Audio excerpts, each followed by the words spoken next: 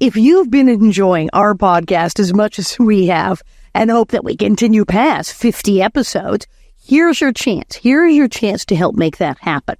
By becoming a Patreon subscriber, not only will you help the Little House on the Prairie 50th Anniversary podcast to live on, but you'll also get exclusive content just for you. Here's what's in store for you. Join monthly Q&A sessions where you can ask us about anything. Whether it's about our work, personal interests, or advice on your own projects, we're here to connect and share. Enjoy unique content created specifically for Patreon subscribers, including bonus segments from our shows. You'll have a say in what we create, and you'll have a voice in future content. Benefit from exclusive discounts on merchandise and entries into special giveaways. It's our way of saying thank you for your support. Receive personalized shout-outs in videos, podcasts, or social media posts.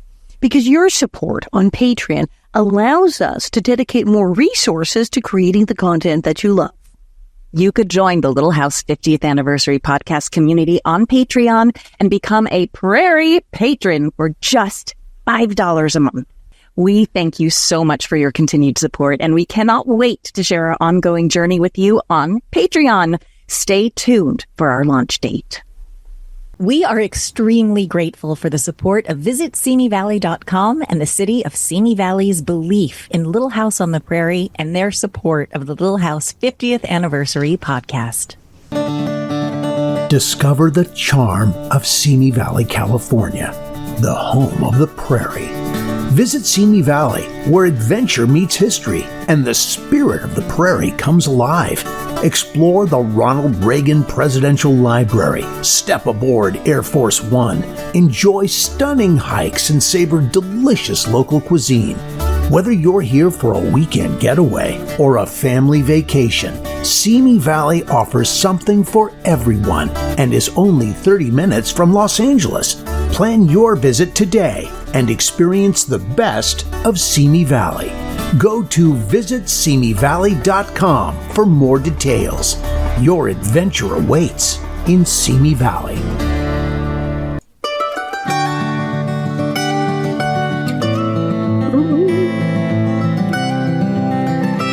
La-di-da-di-da. We were just humming this song right before we got on. Hello, everybody. Hi, Bonnet Heads.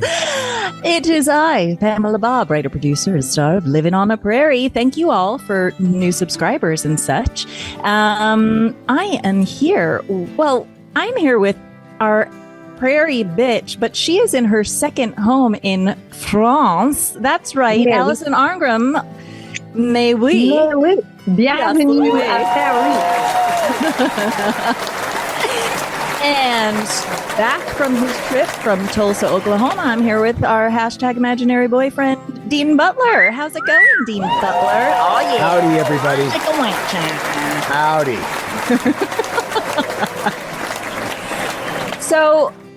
So, Alison, you arrived in France this week, yes?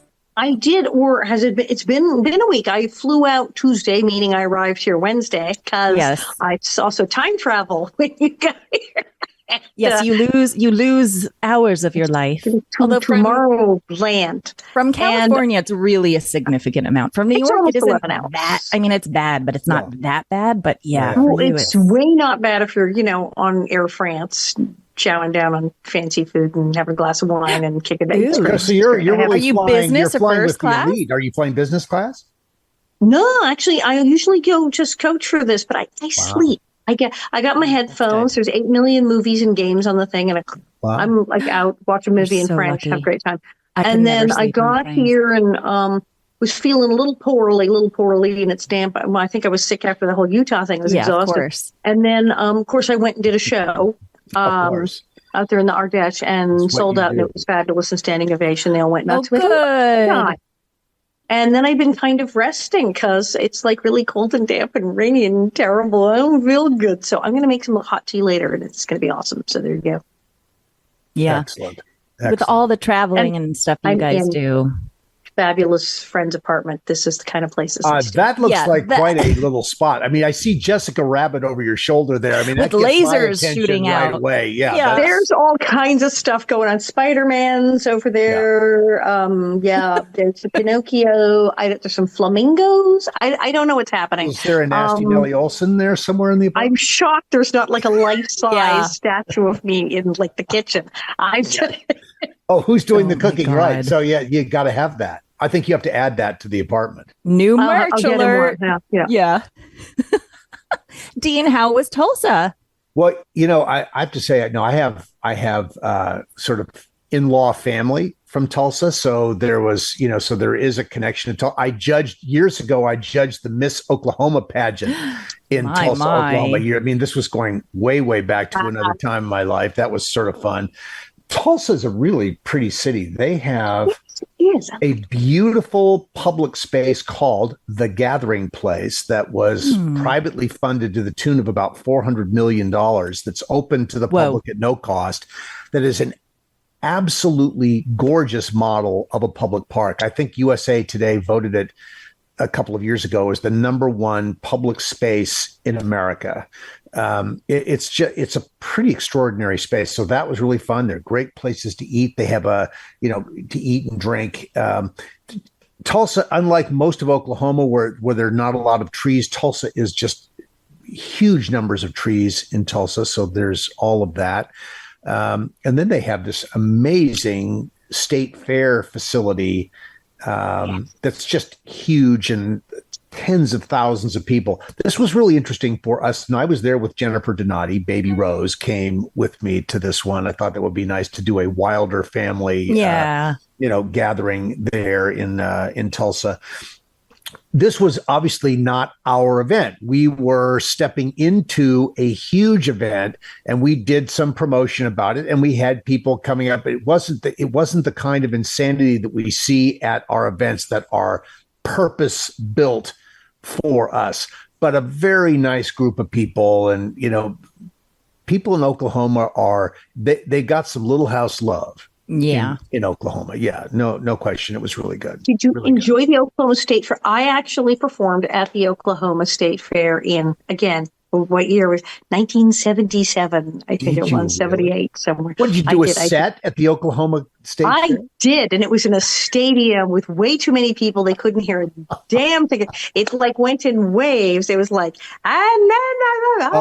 the jokes. That's tough with delay. Yeah, that's really tough. It was kind of awful, but they liked it, and I visited a bunch of things like record stores and stuff, and went to. Right. I liked it. I thought it was a great town. I like that place. Well, and I just want to thank Jennifer Brollier, who is my social media, who lives in Tulsa. Her father, Jeff Swickerath, and his team of guys were just fantastic. I rode a mechanical bull while I was there in super slow motion, and I said, "Look, I'm not at the age where I want to be snapped like a twig off of a bucking bull." So it's a very slow motion thing. It's posted online. Maybe it's findable. Well, of course it's findable. So that was fun. Just a nice experience. Now, Dean, if you were approached today to be a judge for a beauty pageant, would you do it? No, I think I would not today.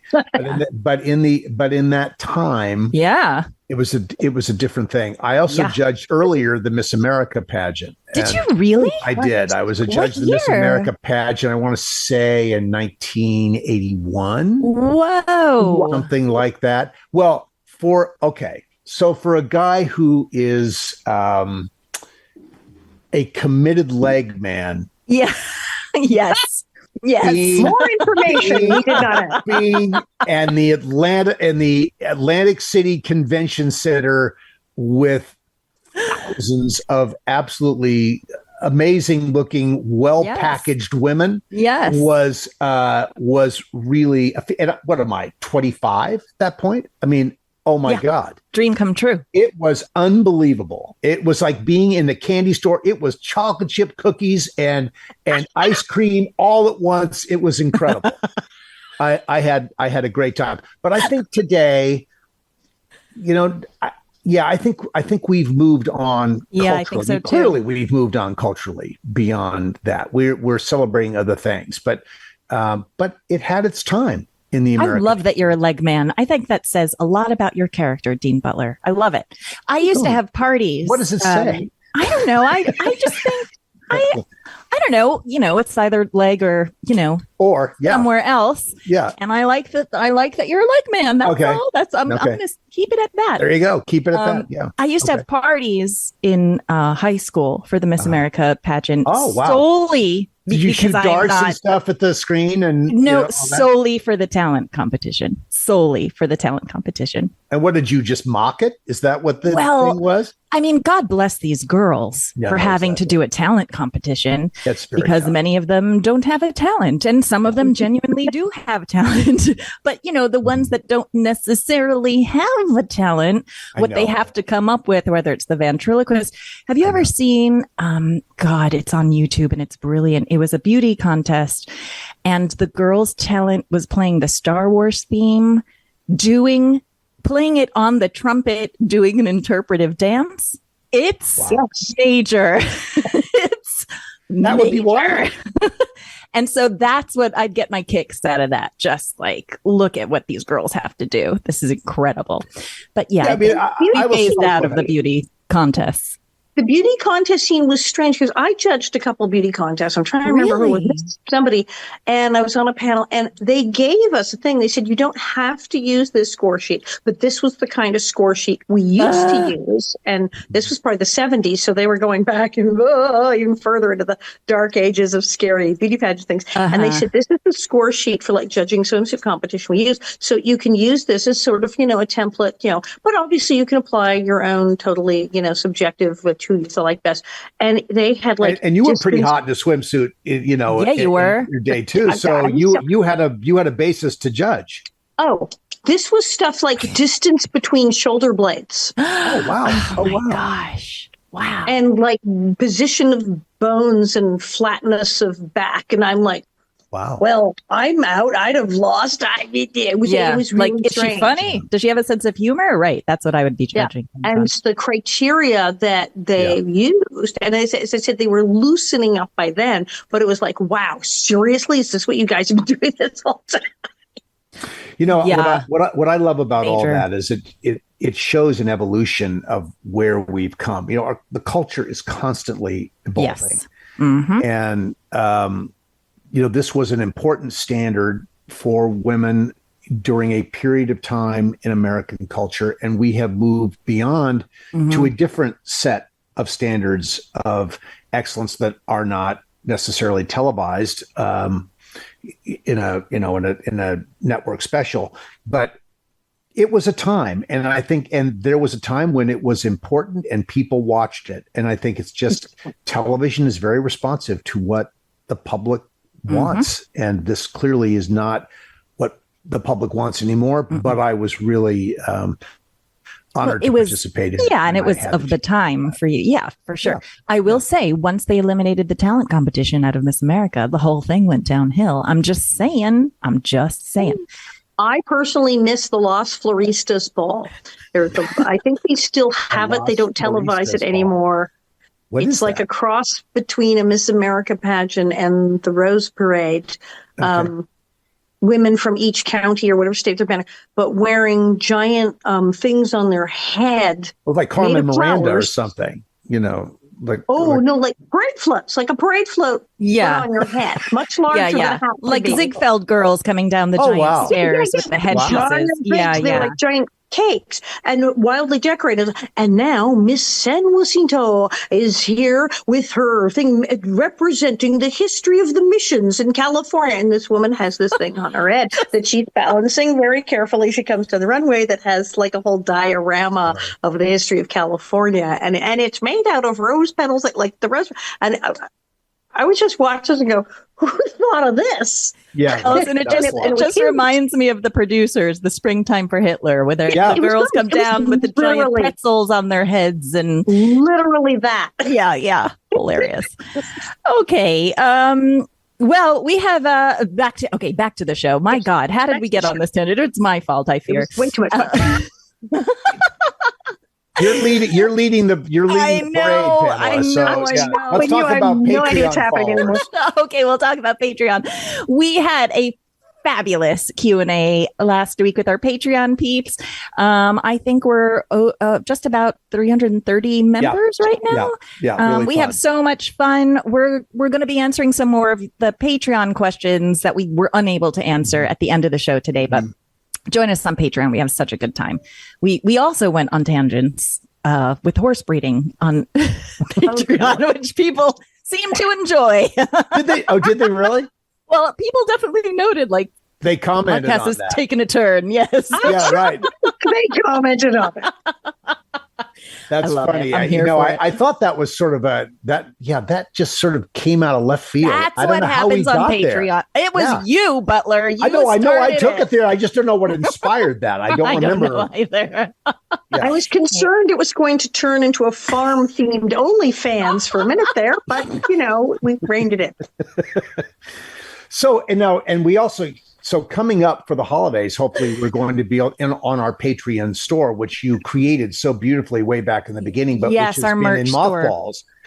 We're going to have some product available for the holidays. Yes. So just to catch everyone up, because we still get emails saying like, where's the merch? How do I get your merch? We have developed a sort of new line, as well as continuing some of the stuff that we already had in the merch store.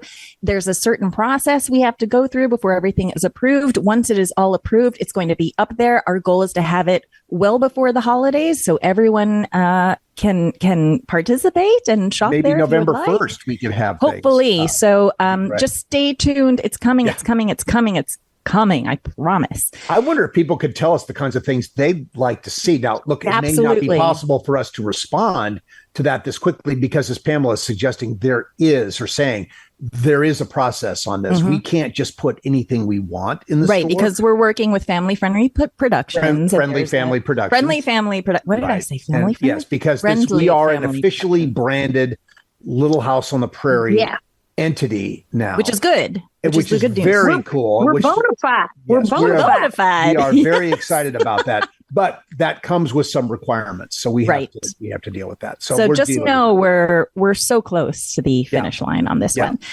All right, let's move on. Today, coming up on our podcast, we are going to speak about the giant elephant in the room, or perhaps the giant elephants, plural, in the room, the state of Little House cast events. That's right.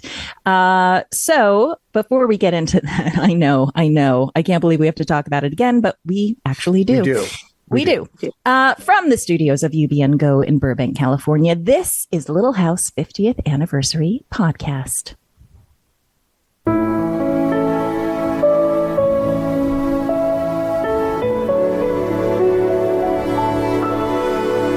Okay. So, like I said, today's episode is featuring the status of Little House fan events. There have been some more recent goings on in the past couple of weeks. So, Alison and Dean, do you guys want to just start getting into that? Well, let's just go way back. Okay, yeah. Just for a moment, because I say way back, decades back. The cast of Little House has been making appearances, and Alison, you were probably among. I mean, look, Michael made appearances initially. Karen made appearances initially. You made Kevin Hagen and Dabs Greer. Yeah, I mean, everyone was out on the road supporting Little House in the beginning. So there's a long history of the cast being out there. When I joined the show and I went and made my interest in this known to NBC, they had me out on the road 30 weekends a year promoting Little House in cities across the country. So, there were station visits, mall appearances, riding in parades, meeting sponsors. I loved it. I had an amazingly great time being out there, meeting America, where America was, talking about Little House on the Prairie. So this is sort of, for me, all of that is the root of everything that we have been doing in more recent years. Oh, I've been on the road since I was 15. I mean, between Little House promotion, and then I started doing stand-up tour, and I did stuff going out to all of these places and meeting the fans directly has been absolutely something I've been doing since my teenage years. Yeah, and for the most part, those site appearances, or the appearances that I did for NBC, and the occasional autograph show, car shows in those areas, those were the opportunities that I had to to interact. And Alison, so you're doing like comedy sets, you're doing all kinds of things when you've gone out. Yeah, you're in parades, getting hit with orange soda. Oh yeah, well that was local. That was local. I went to holiday. Great. I was at the Azalea. Okay, I did the Oklahoma State. I was at the Azalea Festival in North Carolina. I've done that one. I did that one too.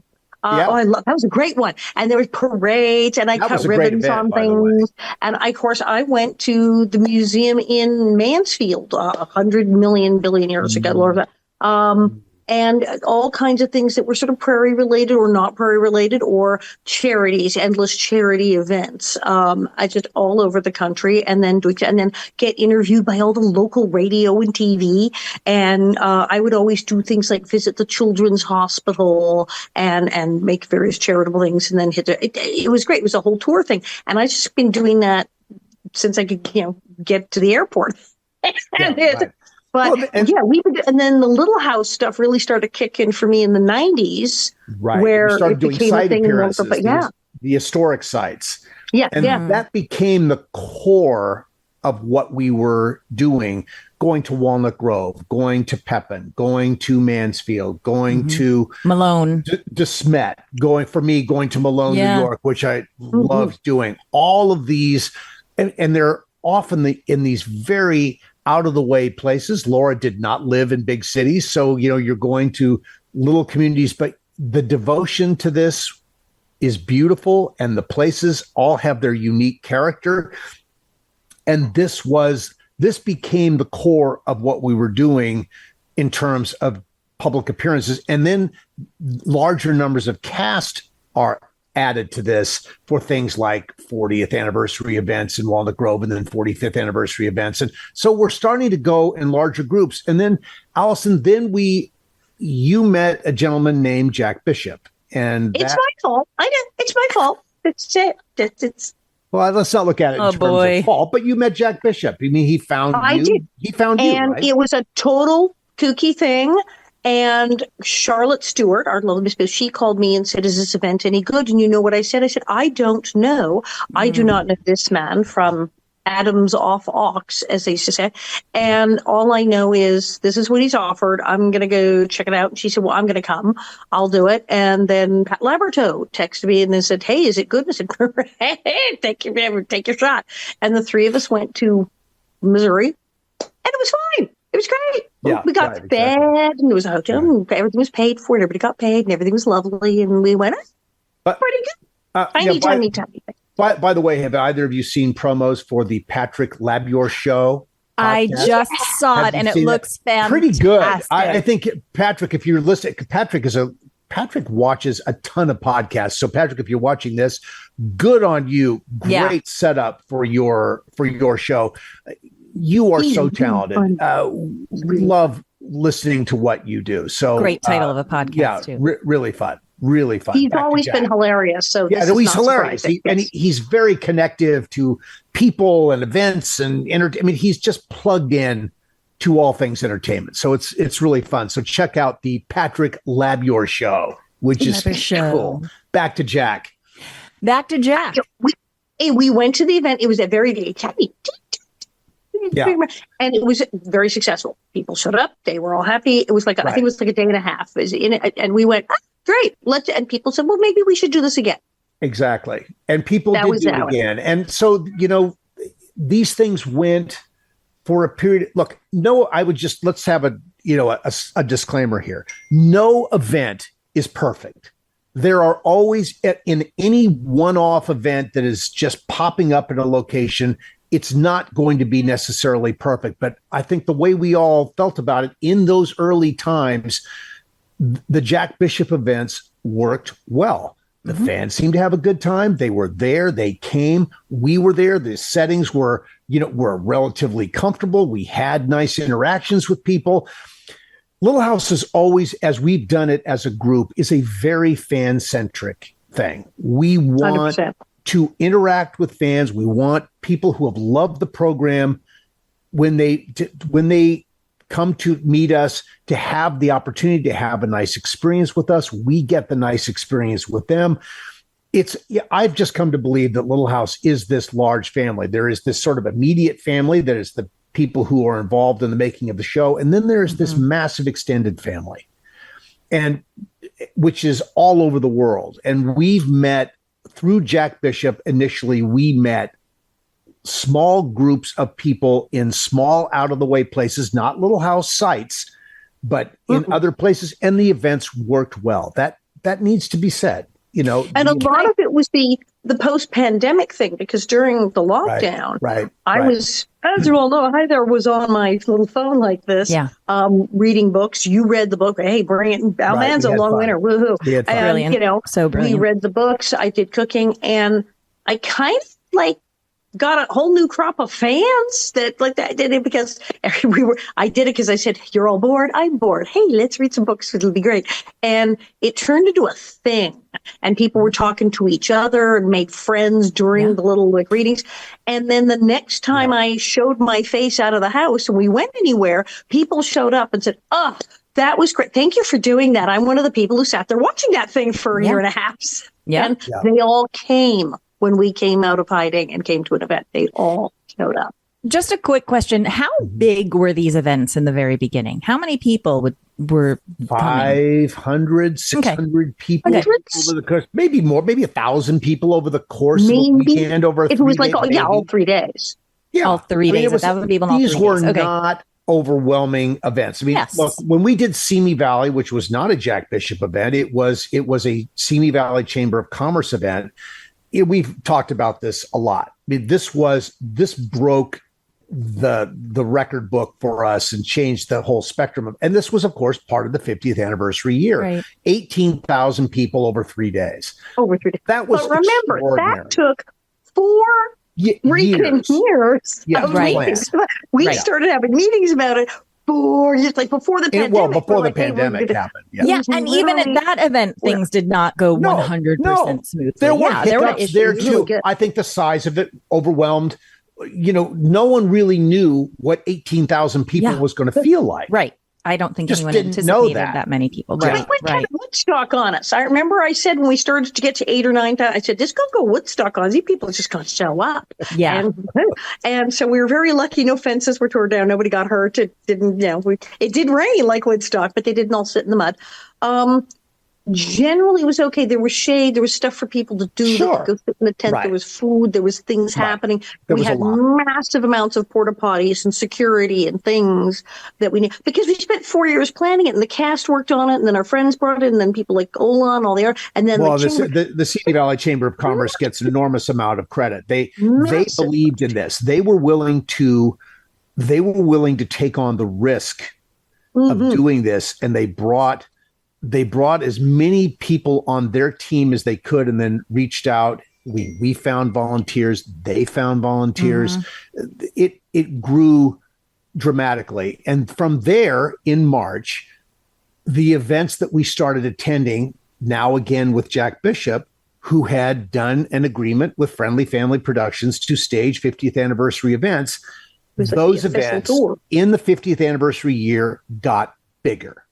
They got much bigger, and there were many more people there. Instead of 1,000 people, it was 1,500 to 2,000 people over the course of a weekend. Which you're doubling the size in teeny little places. Yeah, teeny places that would have supported like 400 people. So I'm like, whoa, hey, who are all you guys who got the car? Right, but still, in the early part of the year, the events were basically working. Mm-hmm. And then came Connecticut.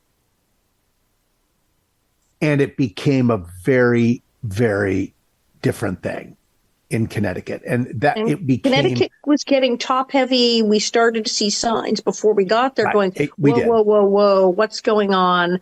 Why is the venue changing? Of course, we were involved with our lovely Susan McCrae, our casting director. Our casting director, right. And so we're asking her, do you know what's going on? And why is the venue changing? And why is the cast list changing? And why are all these things? The venue changing? Randomly changing. Yes, venue changes, promises of cast to be there that weren't going to be there. Right.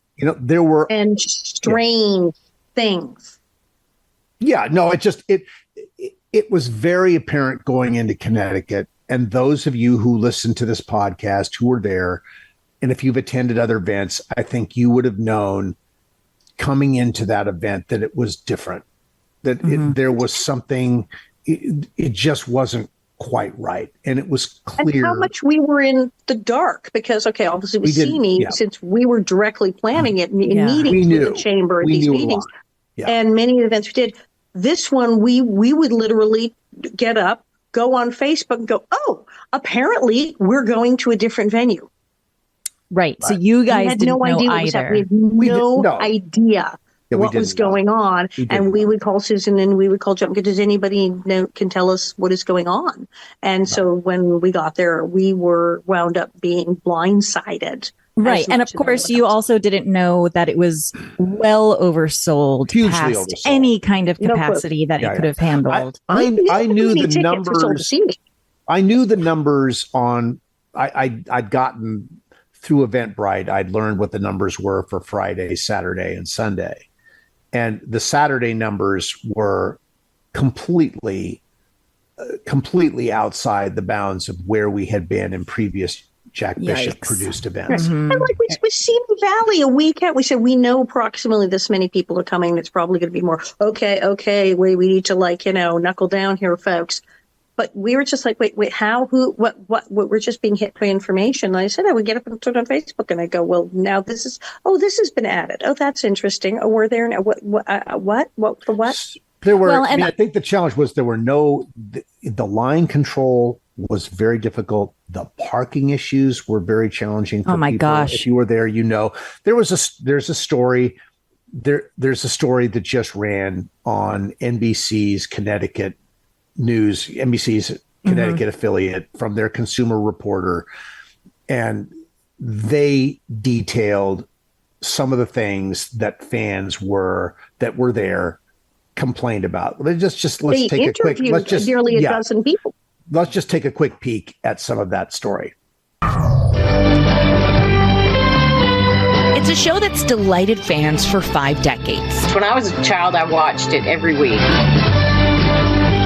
Little House on the Prairie first aired in 1974. They become like family and friends. You watch them on TV and you feel like you know them. But what fans say happened here in Connecticut 50 years after the show aired is drama writers couldn't script. Very disappointing, very disorganized. The overall dinner in general, all of it was a disaster. We couldn't hear anything. The audio system kept breaking up. All in all, am I happy? No. NBC Connecticut Response has heard from frustrated fans from near and far who traveled to the Hillstead Museum in Farmington for the Little House on the Prairie 50th anniversary cast tour. It was Labor Day weekend. It was filled with meet and greet events and question and answer meals with cast members. It was specifically hosted by Gravel Road Markets, just one of the companies organizing anniversary events this year. 7 fans described to us the chaos that they say they experienced, including hours-long lines for autographs and photos. They had promised shorter lines for VIP, and that wasn't a thing. Overcrowded meals, and even dining in the dark. To get to your chair, other people had to stay. I mean, it was a disaster. My daughter and I paid $108 per person to get 1 bagel. She got a slice of melon. I got 2 strawberries. And misrepresentations, they say, occurred too. I signed up to go because Melissa Gilbert was supposed to be there, and she usually doesn't go to these events. And then she posted later that she had no intention of going. She had never signed up. The actress confirmed to People magazine that Gravel Road Market's advertisement of her as a co-producer of these events was appalling and not true. Anna Donlan says event organizers instructed her to park about a mile away at a local church. And while we were in line, they told us there was a wedding at the church and we needed to move our car. Local Lori May says the event changed locations 4 times since tickets went on sale. Torrington, Watertown, then it moved to Convention Center in Hartford, and then it moved to Farmington. 3 weeks before the event.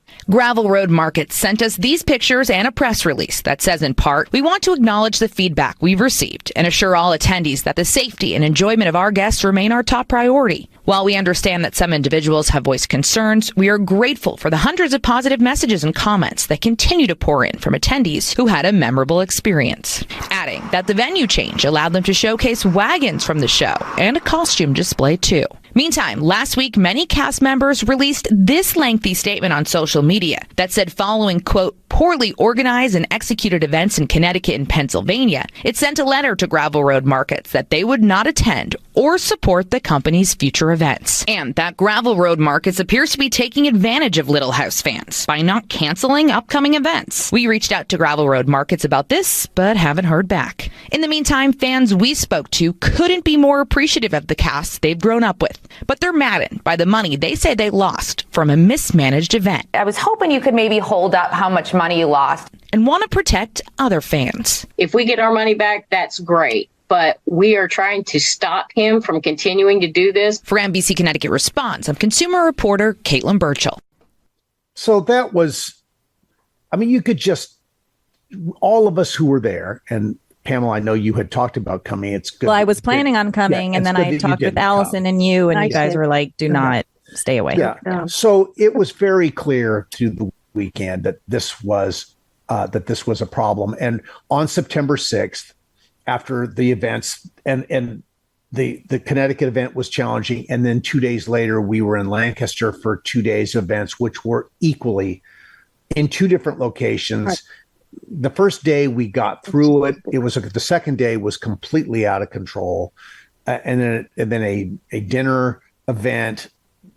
A breakfast event that was a breakfast event the first day, a dinner event the second day, that just really it was just too much. Oh, Lancaster, both days were dinners. I mean, it's a blur. Oh, that's right. It was 2 days of dinners. Yeah. It was, and they all ran into each other, and that's the whole thing. Like, after Connecticut, we realized we had a serious problem. We said, okay, wow, this is a disaster. What do we do? Oh my God, we're supposed to go to Lancaster tomorrow. And we could not go. Right. Our plane tickets, we were flying home out of Harrisburg, was it? Harrisburg, as opposed to we flew into Connecticut and then out of Pennsylvania. Right. And we had the rental cars, and the fans were already there because we're now like in 24-hour window. We did not have a window of days. You guys did not have a choice. I know because I got a text from you saying, I don't know if we can go to Lancaster. This thing is such a disaster, but you had people already waiting. Yeah, you were stuck. So we said, well, we have to go. They're already there. They're like in the building. So I just want to say a couple things, because you guys aren't going to say this about yourselves, but I'm gonna say this about you guys. First of all, that piece on the Connecticut NBC affiliate, I'm very thankful that they covered it. That's great. But I will say that the extent of the trauma and the money lost and the time lost and the just sort of catastrophe that it was not fully captured in that piece. And I understand they had a time restraint. They covered what they could cover, but it wasn't just fans sort of complaining because their dinner wasn't good enough, right? Like this is on an epic scale. I read all of the posts on the Facebook pages that have been created because of this, and it is truly horrific. It's jaw-dropping stuff. But I also want to say about you guys is that, you're always talking about the fans, and this wasn't fair to the fans, including stuff like ADA protocols weren't set up for people, for people with disabilities. I mean, it was just insane seeing what was going on here. But I want to stand up for you guys for a second, because you guys also were mistreated because you were working 14, 16-hour days. I mean, you guys didn't have food breaks. You didn't have bathroom breaks. You worked hours over what you were supposed to do because there were people waiting for you. Right. And you guys care so much about the fans that I just want people to know that your standing up for the fans is absolutely 1000% admirable. But I just want them to all know too that you guys were also taken advantage of and worked well into sickness. Let's just put it that way, right? Well, everyone was pretty exhausted by the end of the 5 days. And that 5-day stand was the longest we had, with 1 day off in between, where we had to drive 5 hours to get to the next location. I mean, it was the really idea that the cast might be transported. You might have a fantasy that when they do that this event, that someone might provide transportation for the cast, perhaps put us in a bus or a limo or a car. No, here, go rent cars and go get in them and drive yourself. I mean, the whole thing, that's just crazy. Yeah, I just wanted people to know that. I was the limo driver for one group of fans. Right, so you didn't even have a driver, so you guys could rest? No. So you're driving yourselves. Yeah, there was really no rest. I think it became very apparent that this was off the rails and we weren't getting answers to questions. And so we just felt like after Lancaster was over, we needed to make a statement. And so we got together on a big Zoom call on the 6th of September, on Friday, the 6th of September. And we crafted the statement that we issued on social media. And I believe we did it at like 5:00 in the evening. And I think is that the whole statement, or is that maybe that is the first? I think that's the first one. I think it's the first one. Yeah, with everyone's signatures, or not signatures, but everybody's names that were supporting the statement. Yeah. And we said that we're not happy with the way this went, and we were not going to agree to participate in any further gravel road markets, Jack Bishop produced events, and we thought, we really thought that was going to be. That would handle it. Now, naive. That was very naive of us to think that would handle that. And we assumed at that point and not only did we step away, but at that point, Friendly Family Productions terminated the gravel road market's license to do Little House events. So we thought, okay, they're done. This is not going to happen. The events will be announced as canceled, and people will be able to pursue refunds if they want to do that. And of course they would want to do that. Right. What we found, and to note, people spend thousands, a lot of money, not people just $100 or $50 or $200, thousands of dollars. Yes. On these VIP packages, hotel rooms, the VIP packages, things that they were promised, tickets, absolutely.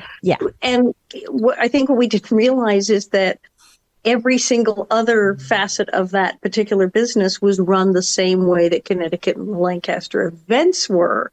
And so we were again surprised because we thought, well, yes, if something's on an Eventbrite, they have to say that it's canceled so that you can get your money back. If the event's still going, you're going to have to go back and forth with them about whether you can deserve a refund. Whereas if it's canceled, you are more likely to go, oh, yes, we can refund. But it didn't say canceled. And, no, it didn't say canceled. And we went through two events. So there were two events. He just marked it as sold out, correct? Correct. So not canceled, but sold out. Not canceled, but sold out, which in the structure of Eventbrite made it difficult for people to, until the event is listed as canceled, and the only person who can make that change is the promoter of the event, apparently. With one click. And so people couldn't pursue this. And then other people obviously are not everybody is on social media. So we make this announcement. The next weekend in Lyles, Tennessee, people showed up to Johnny Cash's farm, where we were going to be that weekend. We were not there. I got calls. I don't know, Alison, if you did, I got calls begging someone to get on an airplane and fly down there. And we were advised this event is canceled. Friendly has terminated. We simply can't do that. We can't go down there. People got through that event. And then 2 weeks later, the event in Keystone, South Dakota was treated the same way, listed as sold out, not canceled. And people showed up to that. And I'm understanding from people I spoke to in Keystone, people were very upset. And rightly so. Thankfully a smaller number at Keystone than at Tennessee, thank heavens. Yes. But they were upset. If you were driving cross country, say you took the whole family and the kids and you were like camping and going to make several stops, that would have been the time period where you would not have been checking to see if your tickets were still good. Right. Well, I would say this is the nicest word I'm going to use because I don't want to get sued. It is irresponsible of the promoter to have not officially canceled the events, because then an email would have gone out to the ticket holders. That's correct. Saying this event has been canceled. Here's your money back. But that did not happen. to any of these events. Right. And they would have, had they checked on the way over, gone, oh, look, it is canceled on the Eventbrite site. Right. Which would have helped the matter a great deal, and at least would have opened the door, yes, to pursuing a refund. So after that event in Keystone, we issued another statement that was much more pointed on October 1st and posted it to social media. And that statement attracted the attention of larger media. That statement, through our publicist, we released that not only on social media, but to the general pool of mass media that's out there. And that day, People Magazine picked it up, Entertainment Weekly picked it up, TV Link picked it up, a bunch of entities picked it up. And that led to an article that Melissa Gilbert was interviewed for that came out last week, announcing her unhappiness with the way this had gone in, I think that's the EW. I think that's the EW article right there that we're seeing. Yeah. And then there was the earlier article in People Magazine. And I think Melissa, just leading up to Connecticut quite early, she was on the poster. And then she said, not only was she on the poster to say she would be there, she was on the poster saying she was co-producing the event. He apparently told people who called and said, because she said, I'm not coming. She had said, she then called Susan, I can't make it. But then it didn't go away. So then she had her agent call. She had everybody call. She had all these people call. And then finally she had to go on Facebook and say, I've had all my representatives contact this promoter and say, I am not coming officially. And this was in March. And well, I don't think that happened until later. That didn't happen. I want to say posting happened right after See Me. So maybe it was April. Yeah, it was early. So then she posted, I'm really not coming. Right. And then apparently when people called and said, hey, I already bought tickets and I see that Melissa's not coming, they were told, oh no, she's producing it, which makes I don't know what that is. I don't, but that's right. No, there's no excuse for that. I also want to shout out to the fans on the Facebook page that was created, because I think they were a big reason why this Connecticut NBC News affiliate picked up the story. 100%. Yeah. They called them. The fans contacted media. Fans contacted. That's right. Well, and that's what triggered. That's what triggered the piece that showed on NBC. Because they Better Bureau started, and their Consumer Report picked it up. LA, like 5 on Your Side or whatever, where there's a Consumer Reports person. They contacted the Consumer Reports person in Connecticut who does articles about people who've had horrible dealings with the business. Right. And they interviewed a lot of people. So they were focused on the fans getting them. They didn't cover any venues or vendors or caterers, other people who were not paid lots of money on the deal. Right. Because the vendors, we should say, the caterers have not been paid. Right. They have not been paid. There's a trail of people who have been hurt by this. Right. No question about it. There's a trail of people. When I saw the piece last night that was released in Connecticut, that was a very humbling moment to watch that, because then it becomes, with pictures and interviews and all these things, it becomes very clear that this hurt people, and this is not something that we want to be attached to as a cast. Certainly the property does not want to be attached to things like that. And that's why we stepped aside, and we didn't want to see anyone else hurt. But we acknowledge that people have been hurt by this. So you put out the second statement.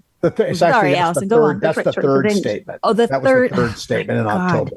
Yeah. Just keeps going. I feel really bad for the venues, because we also witnessed this when we were there in Connecticut and both places, Lancaster, that they were not having a good time either. The people who were ostensibly would have been having a wonderful time and making all kinds of money and showing off their fabulous venue to all of these new people, and were extraordinarily upset I saw people at all three venues at one point become terribly angry and were asking questions and talk of breaches of contract. And it was just really terrible. And I felt bad. And then one of the reasons I was so relieved that we pulled the plug and said we just can't keep going was I didn't want to put the other venues, the nice people at like the Johnny Cash Farm and the people in Missouri and all these other events, put Branson. Them through what I saw the owners of the venue in Connecticut and both in Lancaster put through.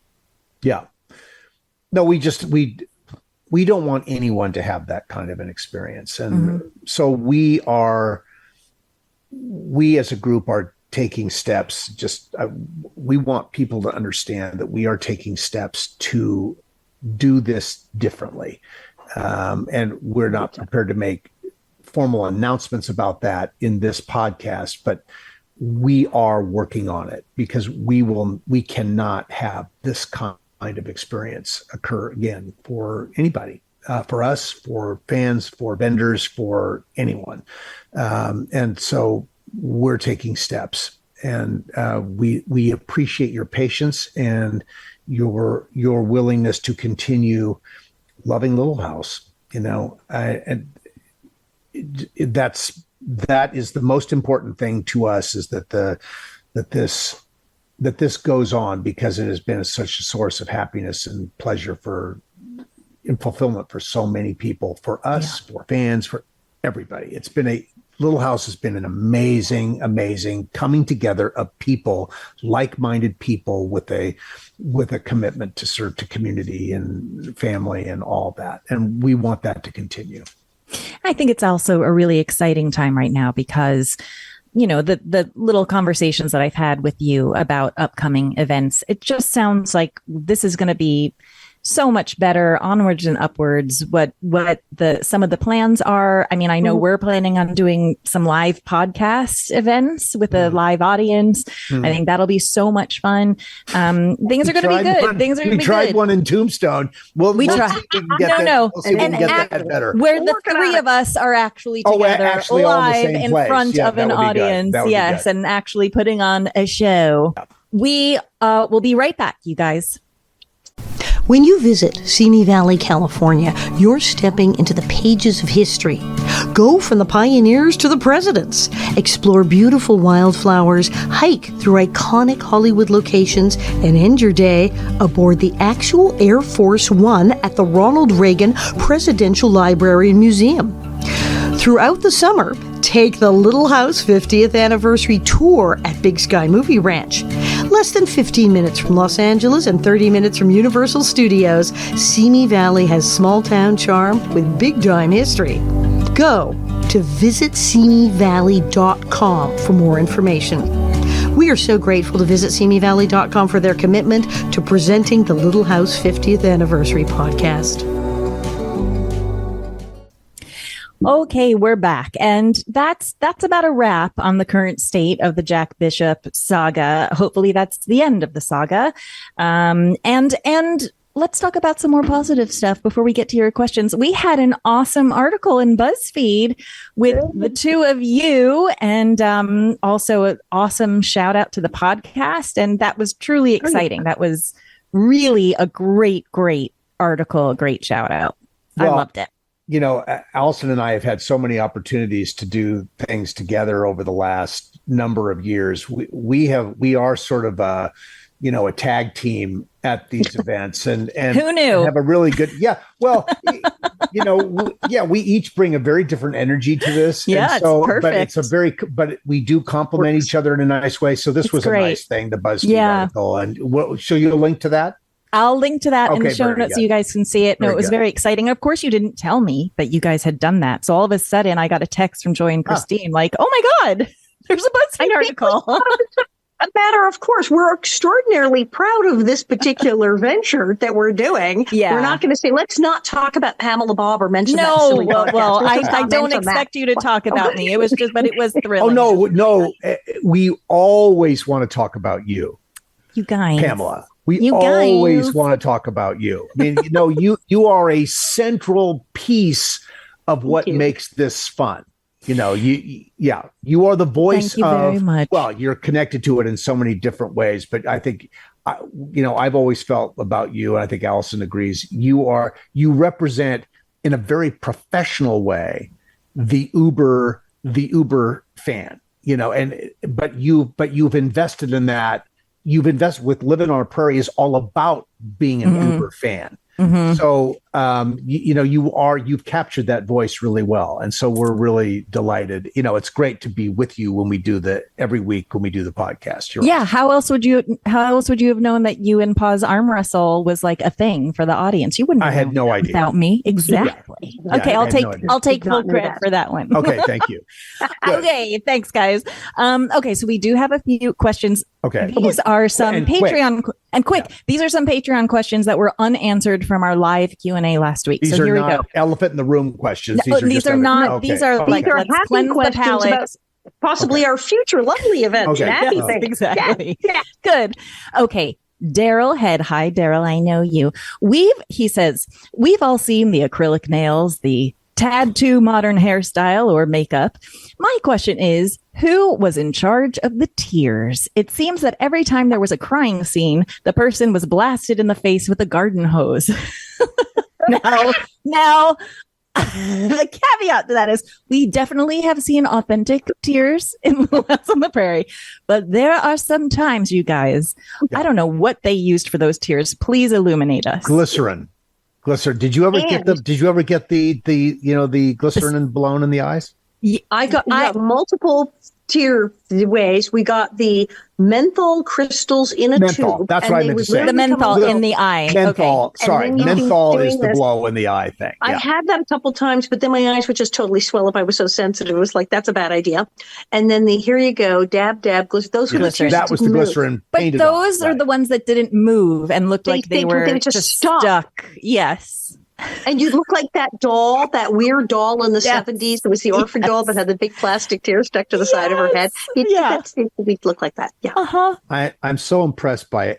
I think Michael had an incredible capacity to cry whenever he deemed it necessary to tell the story, and he had some great emotional triggers that he used to get that done. So were the tears just like last outlet, like last resort? Like we can't get to this emotional place, like blaster with the menthol tab. I didn't want the pressure to play the result. I just didn't want the pressure to play the result. So I said, if this is the desired result, then just blow the menthol on me, and it takes it off of me. And then it's about crying not to cry. And then you've got the tear there. So hopefully there's a moment there that resonates as being somewhat real. I think I'm so admiring of actors who can do that. I just became so panicked about achieving the result that it was just like, you're screwed. I think it's a lot like when we talked about the cinnamon chicken thing. There's an element of being able to remain in control of the scene and the actor and the props and everything was going on. And yes, we had several people who were like great criers who were just like that. But it was convenient, especially with a lot of kids, like, well, you know what? We need to move this along. And we also can't have people getting so worked up that they're like useless for the rest of the day, etc. Yeah. What if we haul out the glycerin and the crystals and then we'll have the tears? And then if you cry, you cried. If you don't cry, we're still good. And then the crying is controlled. It's interesting because Nellie faked cried most of the time. I was not crying. I was playing someone which worked great for you. Right, totally. So I had perfect until the episode when Percival says he's leaving. Yeah. And I actually lose it and cry, at which point I did in fact cry on camera, much to everyone's amazement. And I'm going, dude, what? I'm actually crying now. The other scenes, there was not one that I was actually crying. I was faking all the other which is perfect for the character. Yeah, Allison, nice. I'm so glad you mentioned that because that is my favorite back acting of anyone I've ever seen. Because you start crying and you're authentically crying, and then you turn and you're trying to wash the dishes, but you're crying, but all we see are your shoulders like that. And then they just fall like that. And it is so brilliant. Yeah, the Alison Arngrim School of Shoulder Back acting. Yes. It's a specialty acting that I have perfected. I don't know why. I've always, is it just me, audience? Is it just me that noted this, or did you guys note this too? Well, no, I think that's cool like that you did observe that. Oh, yeah, to me, it's like key. Yeah. It's much more important for the audience to cry than for us to cry. Yeah. Yes. You want the audience to feel the emotion. And if that's best achieved by turning your back to the camera and you're having that sort of that private moment, but David Rose is playing some beautiful cue that you know what the emotional life is. That's what it's all about. It's about creating the moment for the audience. Right. It's not necessarily for the actor to be crying. And even if you can muster up the tears, can you muster up the tears on take 3, on take 4, on take 5? That's a long time with waiting in between different setups to cry again. It's really hard. Yeah, I think that's okay. All right. Next Here we go. Next question. We need to like one more, 2 more. Yeah. Got it. Okay. Marilyn Bryson would like to know, Dean. No, Marilyn. Dean, you blame Lucy, leaf flipping, for getting the Almanzo pronunciation incorrect. Here's a question I never thought of. But how did they say it when you went in to read for the part? Almanzo. Yeah. Amazing. So, no, of course. I mean, listen, I threw Lucy under the bus because I thought it would be a fun thing. Oh, it's hilarious. I don't really blame Lucy for getting it wrong. So, Lucy is Lucy was saying it as it had been said to her in the meetings. It is sort of inexplicable to me that we got that wrong. No, I don't hold, actors. I had never read the Little House books. I didn't know anything about it. I just stepped into this and I heard the name pronounced in the meeting. And so that's how I pronounced it. And that's how Lucy pronounced it. And it wasn't until September when the season premiered that the letters came pouring in. You're saying it wrong. Wild. And at that point, there were already 4, 5, 6 episodes in the can. Yeah, you can't and change Michael it. was not going to change. Right. At that point. Well, in Lucy's defense, Almanzo is a nicer sounding name than Almanzo. But it doesn't make sense with the Manny. Yeah, but Manny and call me Manly. Right. Manny. Yeah. Nice to, and then the weird guy in the town, the old guy, Almanzi. Yeah. Houston Lamp. Yeah. Almanzi. Yes. Zaldamo. So Zaldamo, Catherine did that spin and got the sound. Yes. Comic gold. Yeah. Yes. Wonderful. Yes. All right. Do we have one last question? One last question. Okay. Kristen Roberts wants to know, Alison and Dean, if you could go back and choose one item to take from the set that's not the wig, what would it be to keep? What would it be? Well, for me, I would have loved to have had my original hat. That I think that, because I wear hats at events. I found a hat that's like the original hat. I have the Michael double hat at home, which I do not take out because I don't want it to just mysteriously disappear at an event. But the hat, I think, would be the one thing that I would love to have. And maybe the buckboard. Ooh, the buckboard. The buckboard, which we saw in Connecticut, which was amazing. It was there. But yeah, some of that rolling stock was really cool to be a part of that. But the hat. I stand on the hat. Alison, how about you? I would not have taken the wig because I hated that. Yes. You would have burned it.